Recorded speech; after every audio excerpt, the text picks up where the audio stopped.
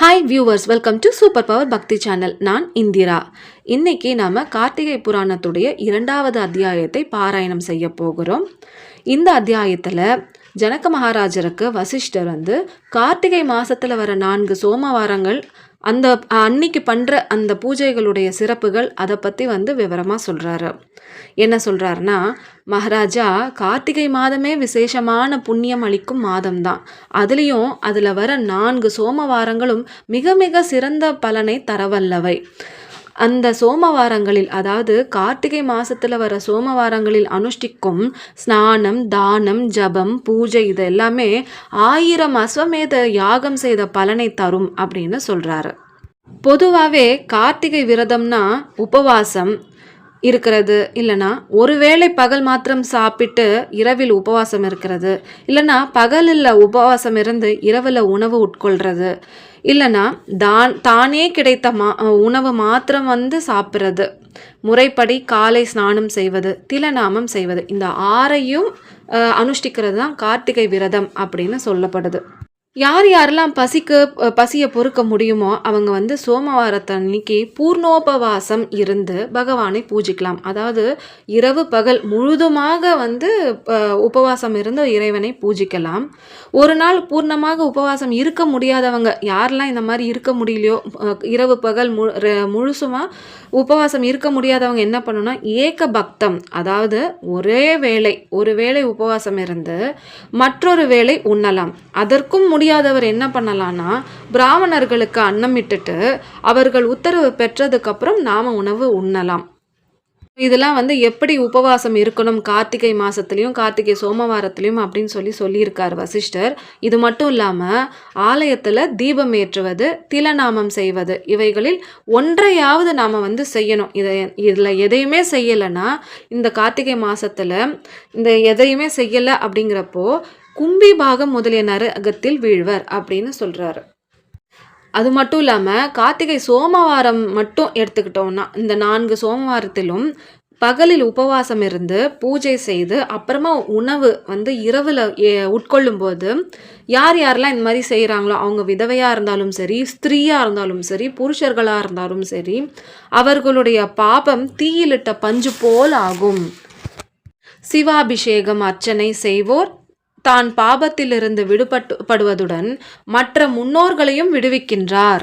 அதாவது இந்த மாதிரி சிவாபிஷேகம், சிவனுக்கு அபிஷேகம் செய்கிறது, அர்ச்சனை செய்கிறது, இதெல்லாம் செய்யும்போது இந்த கார்த்திகை மாதத்தில் அவங்க செஞ்ச பாவங்கள்லேருந்து விடுபடுறது மட்டும் இல்லாமல் அவங்களுடைய முன்னோர்கள் செஞ்ச பாவங்களும் விடுவிக்கப்படும். அவங்களுடைய முன்னோர்களையும் பாவத்திலிருந்து விடுவிக்கப்படுவார்கள் அப்படின்னு வசிஷ்டர் சொல்கிறாரு. இது புரியறதுக்கு வசிஷ்டர் ஒரு கதையும் சொல்றாரு. இந்த கதை காஷ்மீர தேசத்துல ஒரு வைதிகர், அதாவது ஒரு மருத்துவர், அவருக்கு ஒரு அருமையான பெண் குழந்தை பிறக்குது. அந்த பெண் குழந்தைய அவர் ரொம்ப பார்த்து அன்போடு அரவணைப்போடு வளர்க்குறாரு. வயசுக்கு வர அந்த பொண்ணு அந்த மாதிரி வயசுக்கு வந்ததுக்கு அப்புறம் இவர் அவளுக்கு அடக்கி ஒடுக்கி நற்குணம் சொல்லி கொடுக்காம அவளுடைய இஷ்டப்படி விட்டுறாரு. அதனால அந்த பொண்ணு ரொம்ப அழகான பொண்ணு தான். ஆனா அந்த பொண்ணுக்கு நற்குணம் எதுவுமே கற்பிக்காததுனால பெற்றோரையும் மற்றோரையும் கடுமையாக பேசுவாள். சரி, கல்யாணம் பண்ணி வச்சுட்டா எல்லாம் திருந்திடுவா அப்படின்ட்டு அவங்க பெற்றோர் நினச்சி என்ன பண்ணுறாங்கன்னா, சௌராஷ்டிர தேசத்தில் இருக்கிற மித்ர சர்மா அப்படிங்கிற ஒரு பிராமண உத்தமருக்கு கன்யாதானம், அதாவது கல்யாணம் செஞ்சு வைக்கிறாங்க. அந்த மித்ர சர்மா எப்படிப்பட்டவர்னா, மிகச்சிறந்த தர்மசீலர். அதாவது சதா வேதம் ஓதுவார், வேதோக்த கர்மாக்களை செய்வார், தீர்த்த யாத்திரைகள் செல்வார். இதெல்லாம் தான் அவர் எப்போவுமே கடைபிடிக்கிறது. ஆனால் இவளுக்கு அது பிடிக்காது. ஆட்டம் பாட்டம் அலங்காரம் இதில் தான் அவளுடைய மனசு எப்போவுமே இருந்தது. அவளுடைய கணவனையும் அப்படியே மாற்றி அவளுடைய வழிக்கு கொண்டு வர ரொம்ப ட்ரை பண்ணா. ஆனால் இவர் ரொம்ப தயாளுவான மனதை கொண்டவர். ஆனதால் இந்த மித்ர சர்மா என்ன செஞ்சார்னா, எப்படியாவது அன்போடு தர்மங்களை கூறி அவளை நல்ல வழிக்கு கொண்டு வர ட்ரை பண்ணுறாரு. ஆனால் அவளுக்கு பிடிக்காம என்ன பண்ணுறாருன்னா, அந்த டைம்ல இருந்து என்னைக்கு அவர் நல்ல புத்தி சொல்ல ஆரம்பித்தாரோ அந்த டைம்ல இருந்து பத்தியையே ரொம்ப கடுமையாக பேசுறது, திட்டுறது, முடிவில் அடிக்கவும் ஆரம்பிச்சிட்டான். அவளுடைய பெற்றோருக்கும் பந்துக்களும் வந்து அவளை வந்து கல்யாணம் பண்ணி கொடுத்ததுக்கப்புறம் கழட்டி விட்ட மாதிரி விட்டுட்டாங்க. ஆனால் அதுக்காக இவர் வந்து இவருடைய குடும்ப சண்டையை, மித்ர சர்மா வந்து குடும்ப சண்டையை நம்ம வெளியில் சொன்னால் கரெக்டாக இருக்காது, நல்லதாக இருக்காது அப்படின்னு சொல்லி எதையும் சொல்லாமல், யார்கிட்டையுமே பெற்றோர்களுக்கோ பந்துக்களுக்கோ சொல்லாமல் அவளுடைய எல்லா அட்டூழியங்களையும் வந்து பொறுத்து பார்த்துட்டே போகிறாரு. இந்த பெண்ணுக்கு வந்து அவளுடைய இளமை, அழகு இது ரெண்டுத்தாலும் கர்வம் ஏற்பட்டு பரபுருஷர்கள், அதாவது மற்றவங்களுடைய புருஷங்களோடைய சேர்ந்து கள்ளக்காதலில் விழ ஆரம்பிச்சா. அந்த கள்ளக்காதலர்கள் கொடுக்கும் ஆபரணங்கள் எல்லாம் போட்டுக்கிட்டு தெருவில் வந்து ரொம்ப ஆடம்பரமாக திரிவாளாம். ஒரு நாள் என்ன செஞ்சானா, அந்த பாவிகளோட சேர்ந்து அவளுடைய புருஷனையே கொல்ல திட்டம் போடுறா. அந்த திட்டப்படி அவளுடைய புருஷனோட, அதாவது மித்ர சர்மாவுடைய நல்ல அன்போடு பேசுகிற மாதிரி பேசி அவளோட படுத்துட்டு இருக்கிற மாதிரி படுத்துட்டு இருக்கா. ஏற்கனவே அவங்க திட்ட போட்டபடி கள்ள புருஷன் ஒருத்தன் வந்து ஒரு பெரிய கல்லை தூக்கி இந்த மித்ர சர்மாவுடைய தலையில் போட்டு அவனை கொன்னுடுறாங்க. கொன்னுட்டு அவளும் அந்த கள்ளக்காதல் பரபுருஷனும் சேர்ந்து அவனுடைய உடலில் வந்து ஒரு பாழும் கிணத்துல வந்து தள்ளி விட்டுட்டு மூடி விட்டுறாங்க அந்த கிணத்தையே. கேட்பாரின்றி தன் இஷ்டப்படி காமுகர்களுடன் கூடி காம சுகத்தையே பெரிதாக கருதினாள். பக்தியோ கதாஸ்ரவணமோ நல்ல சகவாசமோ கிடையாது. ஓடுகிற ஜலம் ஓடிக்கொண்டே இருக்குமா, அதாவது ஓடுற நதி ஓடிக்கொண்டே இருக்குமா. வயசு முதிர்ந்தது, அங்கம் தளர்ந்தது, அழகு குறைந்தது, நோய் சூழ்ந்தது, விரணங்கள் தோன்றின, துர்நாற்றம் எடுத்தது. யார் இவளை சீண்டுவார்? மிக கொடிய பாவத்தை செய்தவர் இப்பிறவிலேயே 3 ஆண்டிலோ 3 மாதத்திலோ 3 நாட்களிலோ பலனை அனுபவிப்பர் அப்படின்னு சொல்லப்படுது. அதுக்கேற்ற மாதிரி இவளும் வந்து ஒரு 3 ஆண்டுகள் பல துன்பங்களை அனுபவித்து முடிவில் உயிரையும் இழந்தாள். யமதூதர்கள்லாம் வராங்க, அவளை கொண்டு போய் சிக்ஷித்து பல நரகங்களில் தள்ளினார்கள். பழுக்க காய்ச்சிய இரும்பு தூணை வந்து கட்டி கொள்ளும்படி அடித்தனர். கும்பிபாகம் முதலிய நரகங்களில் தள்ளி சிலையால் அடித்தார்கள்.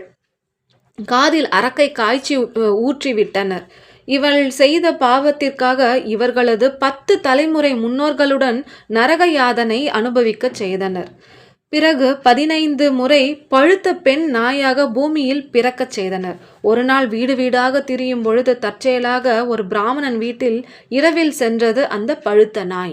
அந்த வீட்டுக்காரர் அன்னைக்கு வந்து கார்த்திகை சோமவார பூஜை செஞ்சதுக்கப்புறம் நைவேத்தியம் செஞ்சு பூஜையில் படைச்சிட்டு சாமி கும்பிட்டதுக்கப்புறம் வெளியில் கொண்டு வந்து கொஞ்சம் சாப்பாடை வெளியில் வைக்கிறாரு. வீட்டுக்கு வெளியில் வச்சுட்டு கை காலெலாம் அலம்பிட்டு இருக்காரு. அந்த டைமு அந்த சாப்பாடை இந்த நாய் வந்து போய் சாப்பிடுது. சாப்பிட்டதுக்கப்புறம் அதுக்கு என்ன ஆகுதுன்னா, பூர்வ ஜென்ம ஞானம் வந்து வருது, ஞாபகம்லாம் வருது. அதுக்கு உடனே பேசவும் ஆரம்பிக்குது. இது என்னடா இது, ஒரு நாய் பேசுது அப்படின்னு சொல்லி இந்த பிராமணர் வந்து ஆச்சரியப்பட்டு விந்தையாக வந்து பார்த்துக்கிட்டே கேட்குறாரு, நீ யாரு, எப்படி உனக்கு வந்து பூர்வ ஜென்மம் ஞாபகம் வந்தது, நீ எதுக்கு இந்த மாதிரி நாய் ஜென்மம் எடுத்த, நீ எப்படி பேசுகிற அப்படின்லாம் வந்து ரொம்ப ஆச்சரியப்பட்டு கேட்குறாரு. அதுக்கு அந்த நாய் வந்து, நான் ஏன் பேசுகிறேனோ இல்லைன்னா என்னுடைய பூர்வ ஜென்ம ஞாபகம் எனக்கு எப்படி வந்ததுனோ எனக்கு காரணம் தெரியல, அதுக்கு நீ தான் வந்து அந்த காரணத்தை கண்டுபிடிச்சு சொல்லணும் அப்படின்னு சொல்லுது. அப்போது இந்த பிராமணருக்கு வந்து ஞாபகம் வருது. சொல்கிறாரு என்னென்னா, இன்றைக்கி நான் வந்து சோமவார விரதம் இருந்தேன், கார்த்திகை சோமவார விரதம் இருந்தேன். அந்த பூஜா பலியை தான் நான் வந்து கொண்டு வந்து வெளியில் வச்சேன், அதை தான் நீ சாப்பிட்ருக்க, அதை சாப்பிட்டதுனால உனக்கு பூர்வ ஜென்ம ஞாபகம் வந்திருக்கு அப்படின்னு சொல்கிறாரு. இதை கேட்ட உடனே அந்த பெண்ணா என்ன சொல்லுதுன்னா, என்னை நீங்கள் தான் காப்பாற்றணும், எப்படியாவது என்னை காத்தருளுங்கள் அப்படின்னு சொல்லி கதறி அழுது. இந்த கதறி அழுறதை கேட்ட உடனே அவர் வந்து கருணை நிறைந்த அவர் என்ன சொல்கிறாருன்னா, சரி இன்னைக்கு நான் பண்ண இந்த சோமவார பூஜை, கார்த்திகை சோமவார பூஜை புண்ணியத்தை வந்து நான் உனக்கு கொடுக்குறேன் அப்படின்னு சொல்லி அதை தானம் செய்கிறாரு. அந்த மாதிரி தானம் செஞ்ச உடனே அந்த நாய் என்ன ஆகுதுன்னா, சடார்னு கீழே விழுந்து செத்து போயிடுது. அதுலேருந்து ஒரு அப்சரஸ் மாதிரி ஒரு அழகிய திவ்ய சரீரம் வந்து ஒன்று வெளியில் வருது. அப்படி வரும்போது உடனே ஒரு திவ்ய விமானமும் வருது. அதில் வந்து சிவகிங்கரர் வராங்க. அவங்க அந்த சிவகிங்கரர்கள் என்ன பண்ணுறாங்கன்னா, அவளை நன்கு பூஜித்து அவளுடைய பதியுடனும் பந்துக்களுடனும் கைலாசத்திற்கு அழைத்து சென்றனர். இப்படி சிவகிங்கரர் அந்த பெண் அப்புறம் அவளுடைய பதி, அவளுடைய பந்துக்கள் இவங்க எல்லாரையுமே கூட்டிட்டு கைலாசத்துக்கு போயிருக்காங்க. கைலாசத்துக்கு கூட்டிட்டு போயிருக்காங்க. இன்னைக்குமே அவங்க அவங்க எல்லாருமே அங்கே தான் வசிக்கிறாங்க. இந்த அளவுக்கு மகிமை உடையது இந்த கார்த்திகை சோமவார விரதம். அதனால் நீயும் வந்து இந்த விரதத்தை அனுஷ்டானம் செய் அப்படின்னு வசிஷ்டர் வந்து ஜனக மகாராஜரை பார்த்து சொல்கிறாரு. வசிஷ்டர் ஜனக மகாராஜருக்கு மட்டும் இல்லை, நமக்கும் அதுதான் சொல்கிறாரு. நம்மளால் முடிஞ்சால் கார்த்திகை சோமவாரத்தில் அவர் சொன்னபடி விரதம், அதாவது முழு நேரம் இரவும் பகலும் விரதம் இருந்து சுவாமியை பூஜித்து அந்த பலனை அனுபவிப்போம். இல்லைன்னா முடியாதவங்க அவர் சொன்னபடி ஒரு வேளை சாப்பிட்றதோ, இல்லைன்னா நைட்டு மட்டும் சாப்பிட்டு காலையில் உபவாசம் இருக்கிறதோ, இல்லை காலையில் சாப்பிட்டு நைட்டு உபவாசம் இருக்கிறதோ ஏதாவது ஒன்று பண்ணலாம். சுத்தமாக உபவாசம் இருக்க முடியாதவங்க வந்து அன்னைக்கு பூஜை செஞ்சுட்டு ஒரு பிராமணருக்கு சாப்பாடு உணவு அளித்து விட்டு அதுக்கப்புறமா நாம் சாப்பிடலாம். இந்த புண்ணியம் எல்லாருக்குமே வந்து சேர என்னுடைய பிரார்த்தனை. இதோடு அத்தியாயம் 2 முடிவடைந்தது. நாளைக்கே அத்தியாயம் 3 பார்க்கலாம். இந்த வீடியோ உங்களுக்கு பிடிச்சிருந்தா லைக் பண்ணுங்கள், ஷேர் பண்ணுங்கள், சப்ஸ்கிரைப் பண்ணுங்கள். தேங்க்யூ.